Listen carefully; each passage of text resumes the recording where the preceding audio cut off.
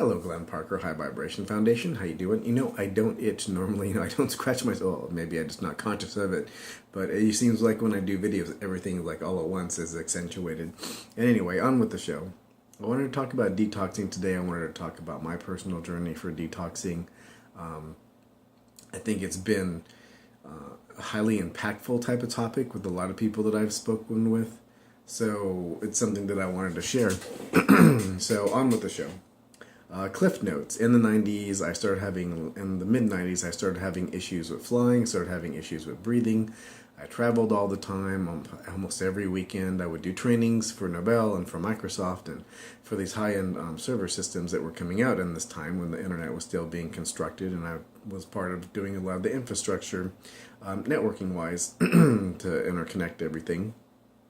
And I was going and doing training for the dealers that would sell all these things to all of the other companies that would buy them and do their infrastructure. So I started having trouble breathing. I'd go to the doctors, and they're like, it's okay, here's some pills. We can't find anything. So then it was getting worse and accentuated. So like 96 on, I stopped being able to work in 98. And then between 98 and 2002, they ran Glenn through every probulator humanly possible. Cedar Sinai, all these different hospitals, UCLA. I mean, I went to all these places to try to get high-end testing and enzyme this and blah, blah, that. And, they're stuffing more pills in me and beta blockers and ACE inhibitors and calcium channel blockers because my blood pressure would just get up higher and higher and higher and higher without any physical issues because I wasn't able to oxygenate high enough. So I could no longer fly in a plane without any oxygen. I was taking 3 times a dose that somebody took that would have just had a stroke and that was in the hospital in the ER for medications, for cardiac medications. Allergic to all kinds of the stuff that they gave me. So that went on and on and on for a while. So around 2008, I spoke to a dentist that I had known that was a client since I was 16 for computer consulting, and he gleaned all these things for me, and he could tell that I was not a happy camper. I felt like I was 70, 80 years old, and it hurt when I peed, and all this other stuff. Nothing was happy in my body. And he's like, why don't you go see my friend, his naturopath? And I'm like, I'm open-minded to anything at this point in time. The doctors are just saying, go home and die. So I went, I saw him, I left with a few $100s in supplements. I paid him a few $100s. I don't know, it was like $700. I had $400 in supplements or something, because I'm like, yeah, just tell me what you want me to do. I'm your plaything. Yeah, well, at least in that context. And so I started taking these things, buffer vitamin C things, to kind of shift the pHs back, watched what I ate. I started doing mono meals where I separated my carbs and my proteins, and that felt a little better. Tummy was a little happier. I still do that to this day because it is a very athletic diet. Olympic athletes, real high-end athletes, they separate these because your carbohydrates and your proteins are different pHs digestive-wise, and your digestive load is a lot easier on your body, and it's a lot more digestive efficiency when you actually separate like carbs and proteins and fruits and, away from meals, like between half hour and an hour, depending on what it is or what mixture it is. It's easier to digest. And this has been known for a long time. And it's practiced a lot in Europe. You have like some of this food combining like for good glycemic indexes, where if you were to have an apple and a slice of cheese. So now you have a fat to combine with your sugars, and instead of going woo and just plummeting down, it goes ooh, slowly over time. So that was very important. So I did that, and then for a couple years, so I went 2006 I see him, and then around 2008 I'm still doing all those good things. I'm feeling better, but I got to a place 6-8 months where nothing was getting better. I didn't feel like I was going to die anymore, at least most days, and I was feeling better toward this way, and I'm like, I can never get past this point. What do I need to do? He's like, well, you need to do the detoxing I was telling you. I'm like, you're suggesting some of the things I don't want to do. And it wasn't teas and stuff like that. He was suggesting like liver efficiency, which is like the coffee detoxes, and the coffee goes to the portal vein and touches the liver and makes the liver go to a glutathione marathon, which is the master antioxidant in the body. And it raises glutathione levels between 600 and 1,000%, depending on how long you hold the coffee and blah, blah, blah. I'm like, I don't want to do that. That's evasive. And he suggested like colonics and kalimas, where you get yourself cleaned out and get all, especially all those medications, try to get all that crap out of there, quite literally. I'm like, yeah, I don't want to. So for probably another 6 months or so, I put it around. Then I started getting a little worse again because, you know, I had a large environmental toxicity type of issue, and it was starting to accumulate. And I lived in a place that was close to a freeway, and you know, it was accumulative over time. So eventually, I tried the coffee flushes, and let me tell you, I didn't feel like I felt like a human being again for the first like half hour, 45 minutes, couple hours, and then it wore off because the glutathione got knocked down as it was denaturing things in the body. I'm like, ooh, that was kind of nice. And I'm not suggesting those types of things, and I'm not a doctor, not a naturopath. I'm just saying, I'm just telling you what I did.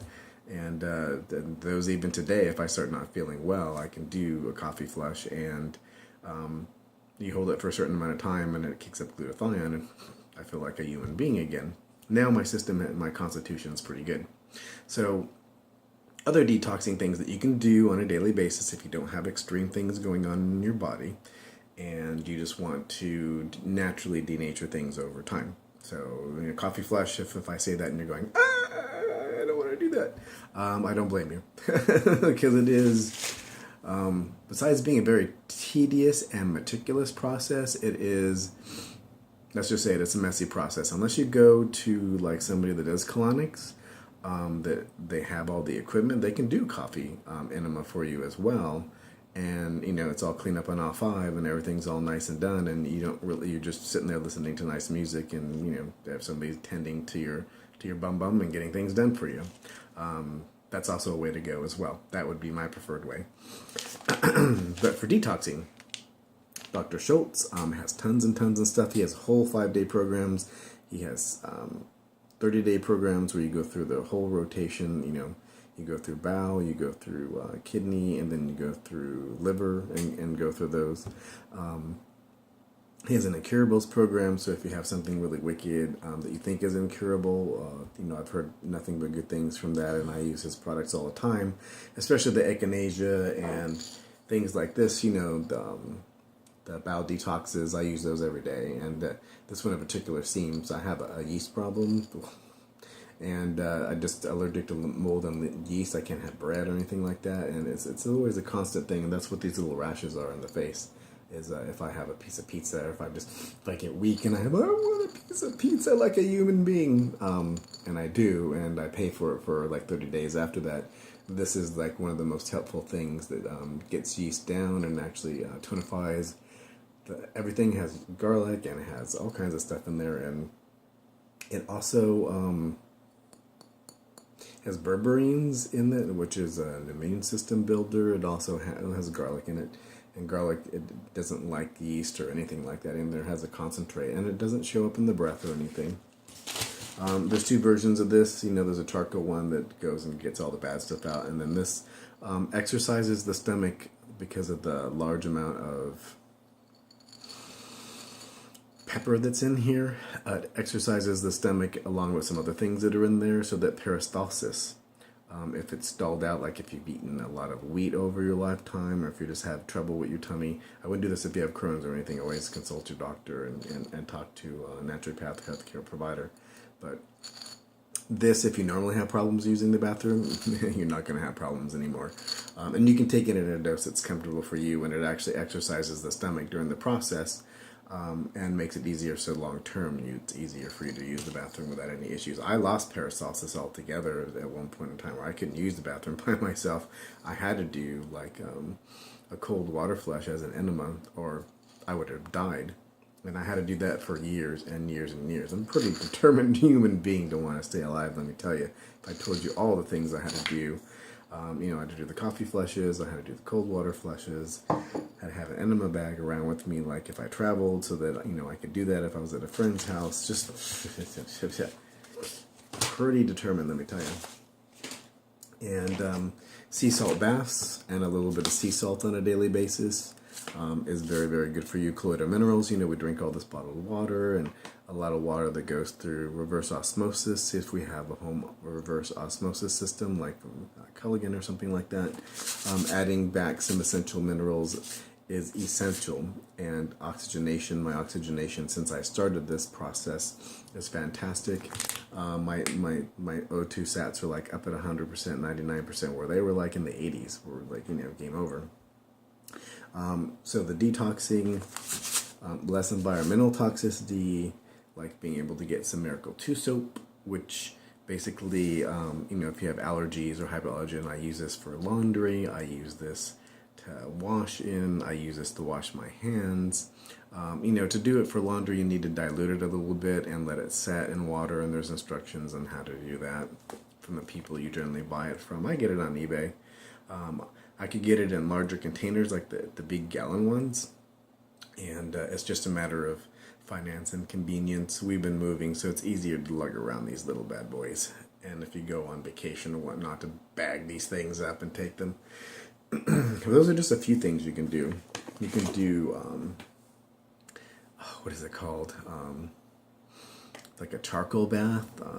I can't pronounce it offhand, but it's a type of earth and clay, dialysis clay, blah, I can't tell it.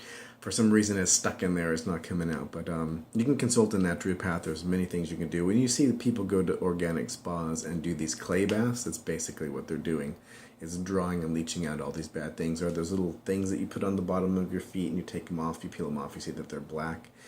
Or those baths, the ion baths, where you see the water turn turn orange and then it turns black after 20 minutes. It's pulling out these toxins and trying to denature them through your skin. I've never done those.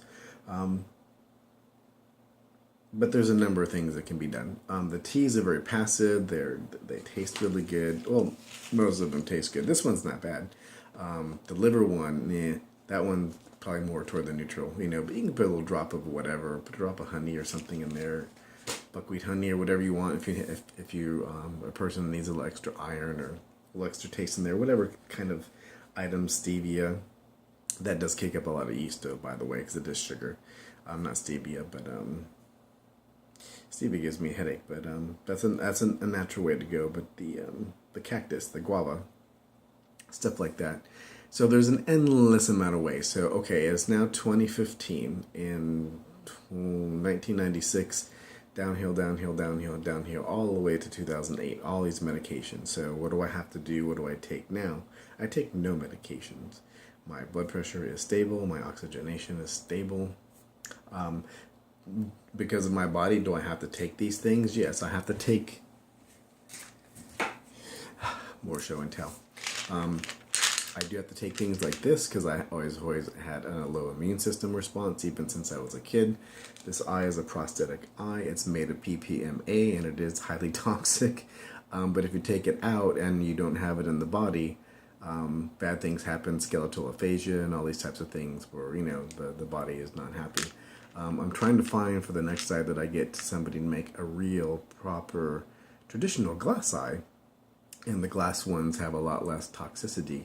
They're not quite as comfortable and they're a lot more, I don't know, I haven't had a glass eye since I was a kid, since this started in 1996. So because of that, I take the super immune to get a large amount of everything, A, vitamin A, C, and E. And then I take some colostrum as an immune system support. And I take, 4 of those a day. More if I feel like a cold or something coming on. But I can knock out a cold with these things. And then a little bit of detox tea, I make a shake, and like breakfast is, for instance, an apple, half an apple, and half an orange or a whole orange, and a banana, and then some organic greens or some kale. And I put all that into a blender, put a little ice in there. I add some of the sea salt in there for some more colloidal minerals. And if I have like a raw meal or something, I'll add some of that. I add some MSN.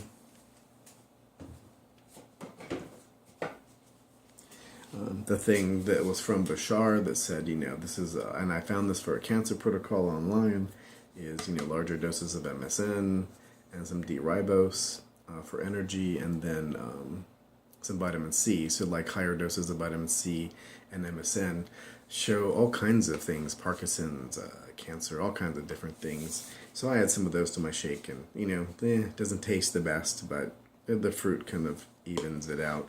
Or I'll just have it by itself just as a shot, just to get it over with if I want to enjoy my smoothie. And then I'll add like the raw meal type of things in there as well. So I think that is everything I wanted to share. Well, I want to share a lot more, but this thing could be like an hour long. I think it's better for questions and answers, based on this. If you have some challenges, there are answers out there. I've seen people that have had, I was considered terminal and they had no idea what was going on. And when the naturopath looked at my blood under a real microscope live, he saw that everything was doing this and that and the other thing, but it wasn't doing anything. It didn't have mobility, and it needed some vitamin E and it needed some vitamin C. And when we added those types of things and monitored pH, it made a more hostile environment, more like microorganisms. I started feeling better and getting better and better and better. I love doctors. They did save my life many times. They removed that eye that was going to go bad. But I think that they're far off in the way of nutrition a lot of times, and I think nutrition is the balance point. The digestive system is the mother to everything in the body. What you put in is what constructs your body, and every 7 years you have a new body. Literally, every cell in your body, bone, brain, everything is different in a 7-year span. Now, a lot of things like your nails are in a shorter time, and your skin and stuff like that is in a shorter time, but everything in a 7-year span, you are a new person. And it has been over a 7-year span, and I definitely feel like a new person. And the detoxing and the teas, I notice a dramatic effect when I have those on a more consistent basis. And you should give your body a pause on things and consult with people that are experts to do that. Anything else? Well, I think that's the bulk of it, and I hope that was helpful. I think that gives you a prime example of what detoxing can do, and being mindful of nutrition, because it wasn't just the detoxing. Obviously, if I ate still a lot of the same things. I'd have a hamburger every day, or this or that, and not mindful of the pH, and being more mindful of that was tremendous and was life-saving. And what I ate, more organic type of stuff, and almost all organic type of stuff now, and almost all vegan at this point in time. I still eat meat. I still love sushi. Sushi.